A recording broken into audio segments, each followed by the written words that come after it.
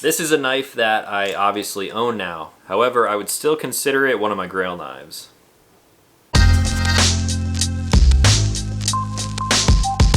What's up everyone, Stuff and Things, you know the drill, Lockdown Knife Week. We're checking out the hashtag today. We have a photo coming from PHP Flips. And here he has a Kershaw Lucha, which is pretty new to their line. It's of course a Balisong. And a lot of people actually mentioned this knife in my Balisong video from last week when we took a look at the Kumara. I don't have any hands-on experience with this knife. However, it does come in at a pretty good price point. It's about 120 bucks right now. And just judging a book by its cover, I think it might actually look like a pretty good flipper. So thank you for the submission. If you guys use the hashtag over on Instagram, there are still a few more days left in Lockdown Knife Week, and I will be picking some of your photos to feature on future videos. So today's subject is obviously a Balisong. This is one that I had my eye on for a while. However, the price tag put it in like the Grail category for me.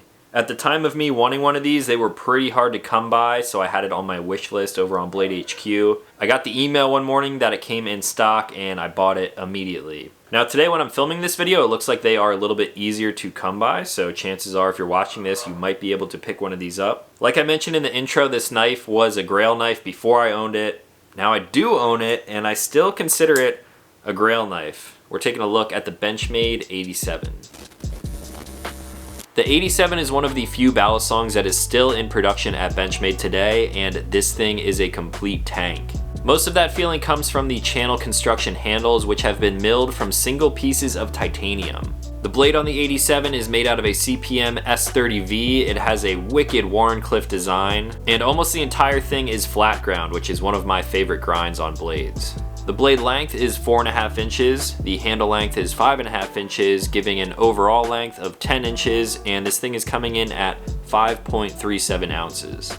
This thing is running on thrust bearing washers, which makes the action extremely smooth and nearly silent. There's custom hardware all over the blade, and there's even a custom magnetic latch. From a first glance, this might look like it is spring-loaded, however, it's all done with magnets.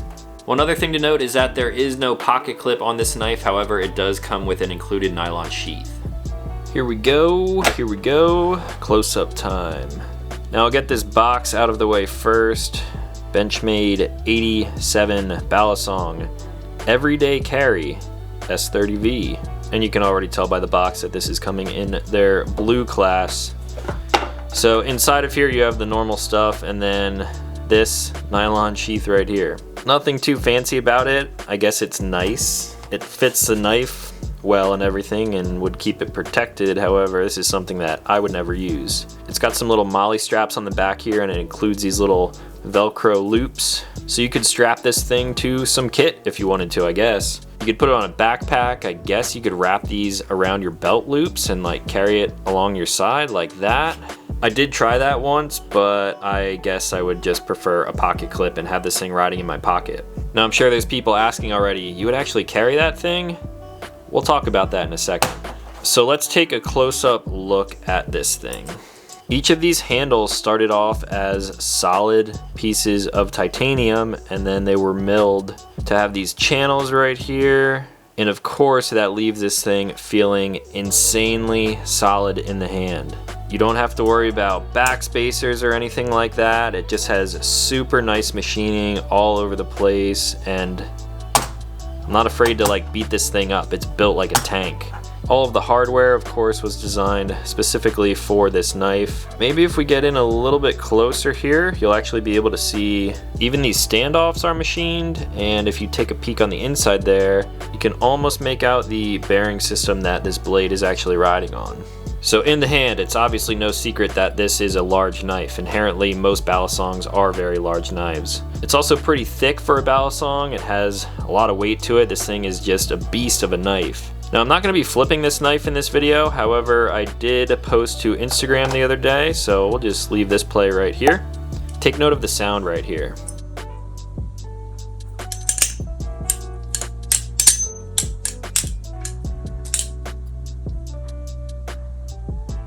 So can you flip this thing?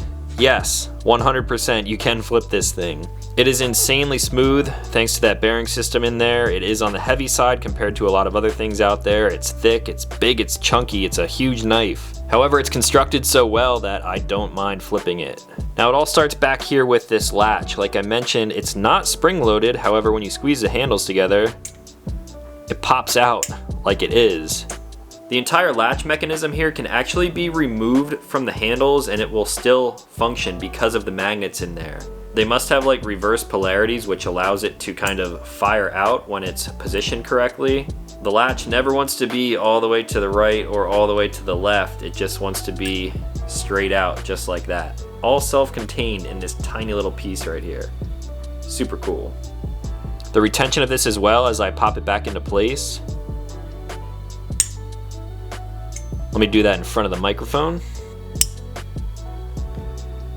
It's insanely solid. It sounds just like it does when you're flipping it around, the titanium kind of tinging.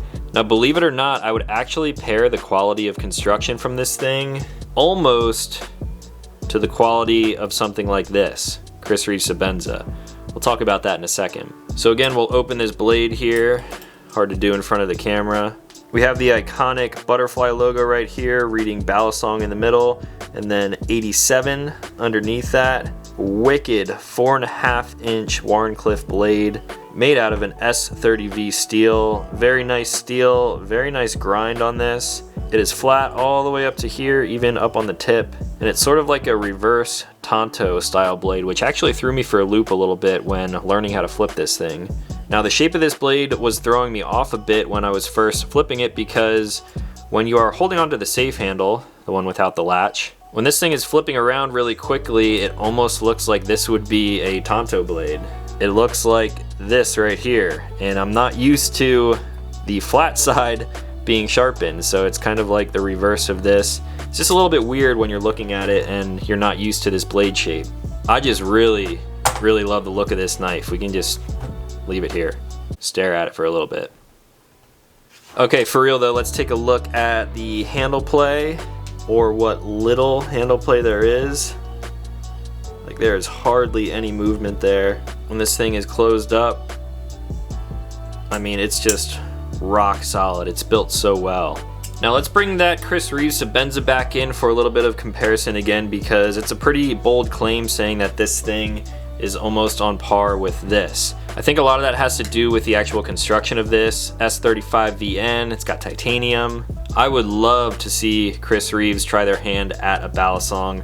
I know that's like completely out of what they actually do and what they stand for. However, I think that would be an amazing knife. I'm sure a lot of people agree. As far as the fit and finish on the 87 goes, it's not quite Chris Reeves quality, of course. The tolerances you're working with here have to be a little bit looser than something like this, because without that, you're not going to get really good handle play.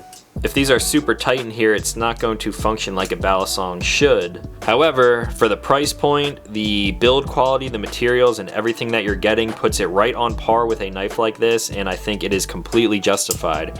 Right now, these things are coming in at about $550, and that, of course, is a very expensive knife. However, I truly believe that that's justified. Like I mentioned, this was a Grail knife. To me, it still is a Grail knife. I've owned it for quite a while now, and it's still one of those blades that every time I pull it out of the box, I'm just like, ooh, that thing is so sick. It doesn't get old.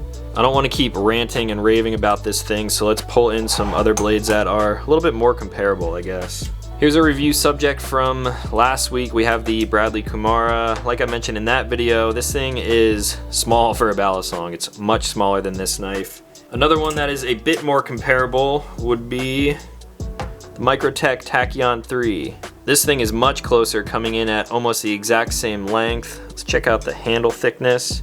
The 87 handles are definitely a little bit thicker, and I think it feels thicker because of like the machining on here. The Tachyon is a very smooth and like polished kind of knife. It just kind of slides around in your hand. Whereas this one, you can feel, you can index all over this thing and know where you're actually gripping this knife from. The Tachyon really only has these recesses right here, so it's just a little bit different of a feeling. As far as the cutting edges go, they are about the same. You're obviously getting a different grind. You get a little bit of a belly out of the Tachyon, whereas this is just straight up gnarly Wharncliffe blade. Both very cool knives. However, if I could only own one and I absolutely had to get rid of one, I think I'm keeping the 87. Sorry, Microtech.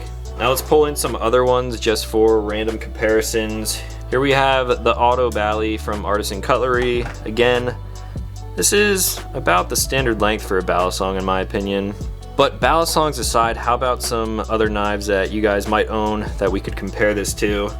Pretty much everyone owns a Spyderco Paramilitary 2, which for a pocket knife, folding knife, I would say this is getting towards the larger side. However, all of these knives just simply dwarf this thing. The Benchmade Freak is a little bit larger, so we'll pull that one in, and still just dwarfs. And then for the hell of it, we'll pull in the Sebenza 21 again. And how about the Autocrat as well? Did a video on this one on the channel a little while ago. This is definitely one of the largest OTF knives that I own, and it's still just dwarfed by the Benchmade 87. So I don't really know what else you guys want to know about this thing. I really do love it. It's a Grail knife to me, and I will always own it. Can you flip it? Yes, you definitely can. I can do a few tricks with this one, even an aerial here or there. It is an insanely large knife to carry. However, if Benchmade released a pocket clip for this thing that you would put on the bite handle right here, I might consider carrying this thing. That's how much I actually like this blade. Would that be completely ridiculous? Yes, however, it would still fit in your pocket because once it's folded up, it is slim enough. I believe that Balisongs are actually pretty practical as everyday carry knives. You can get them open with one hand very easily, do whatever you need to do and put them away quickly. It's got style to it. It's just a really cool operation, obviously. There are just so many things that I love about Balisongs in general, especially this 87, and I'm really glad to have it in my collection now. Benchmade, if you're watching this, how hard would it be to put a pocket clip on there? Asking for myself. So that's all that I had for the Benchmade 87. There are not a whole lot of videos on the internet right now of this knife, and I figured I would change that a little bit. This is one that I feel is almost an instant classic, and I really hope they continue to make these. Right now it seems like the only Balisongs that are really coming out from Benchmade are the 51 and the 87. I prefer this with the metal handles. It's just a super solid construction. And I'm definitely happy to have this one in my collection, and I'm going to be holding on to it for quite a long time. So that is all that I had for today. If you guys have any questions on the 87, let me know in the comments down below and I will try to answer them as best as possible. Tomorrow's video at 9 o'clock Eastern time, we do have a special guest. So if you are new to this channel, I would definitely recommend clicking subscribe and even turning on notifications because it's gonna be a cool one. You don't wanna miss it. That's all that I had for today. So as always, thank you guys for watching and I will talk to you in the next one.